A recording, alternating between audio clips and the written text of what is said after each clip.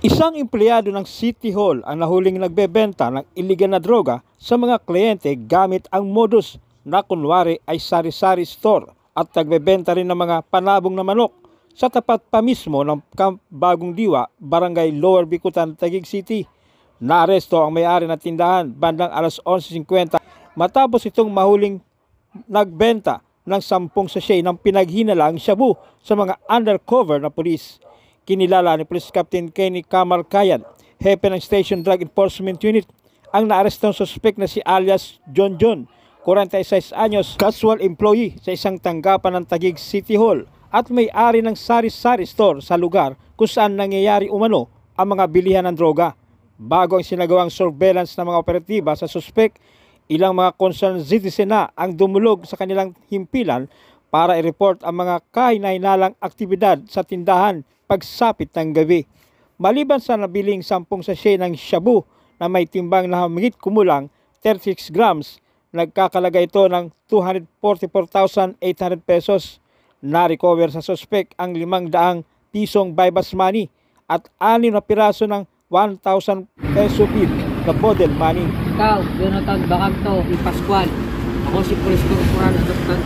Inulikan sa napaglaban ng 965-11.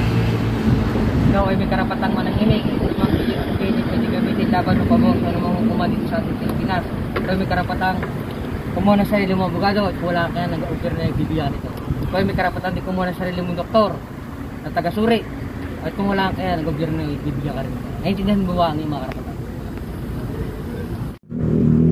Pag nakahuli sa ng mga kapulisan, walang kinalaman ng barangay ha. Ito yung trabaho lang namin bilang barangay official na mag-witness sa mga nakahuli sa'yo. At kung ito may kalaban, patutunayan mo lang sa korte ha. O sasainan mo lang o bilang barangay official ha.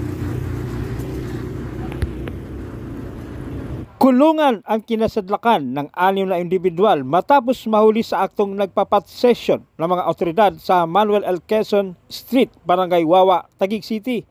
Kinilala ni Police Captain Wilfredo Tangquerido, Substation 9 Commander, ang mga naarestong suspect kabilang ang mag-amang alias Junior, 28 anyos, at alias Senior, 74 anyos, na isang barangay investigator, alias Virgilio, 58 anyos, na isang garbage collector, alias Marian, na pawang mga residente ng Barangay Wawa, alias Melvin, 36 anyos, na isang attendant, at alias Gerald, 34 anyos, kapwa residente ng Barangay Santa Ana, Taguig. Ayon kay Police Lieutenant Cornelio Diones Jr., habang nagsasagawa ng foot patrol bilang parte ng anti-criminality campaign ng Substation 9 at Mobile Patrol Unit, nang maaktuhang nagpapat session sa isang bahay ang mga suspect na nagresulta sa kanilang pagkaaresto. Na-recover mula sa mga suspect ang isang improvised lighter, isang rolyadong foil at 3 pirasong aluminum foil na may traces ng pinaniwalaang shabu. Naharap ang mga suspect sa kasong paglabag sa RA 9165 o Comprehensive Dangerous Drugs Act of 2002. Sir, wala naman po kaming gagawin hindi naman po kami tumatami sa mga nakita niyo sa amin. Pero sana sir, huwag na dagdagan ng bilis. Malinis na ba? Hindi ko kami malinis sir, pero hindi ko galing sa amin yan. Nakuha sa inyo? Hindi. Ito, hinihintay niya malamang. Samantala, huli sa video ang manoy abutan ng droga sa tapat mismo sa bahay ng pinaghulihan ng 6 na katao.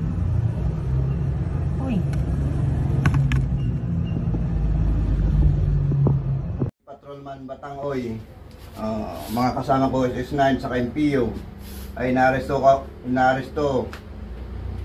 ka namin kayo sa pangangalaga ng pinagbabawal na ilegal na droga at paggamit. Kayo ay may karapatang manahimik at magsawalang bigo. Ano man ang inyong sasabihin ay pwedeng gamitin laban o pabor sa inyo sa anumang hukuman. Kayo din ay may karapatang kumuha ng tagapagtanggol na inyong pinili o abogado. Kung wala kayong kakayahan, ang gobyerno magbibigay sa inyo, naiintindihan niyong karapatan. Hindi nyo? Sir.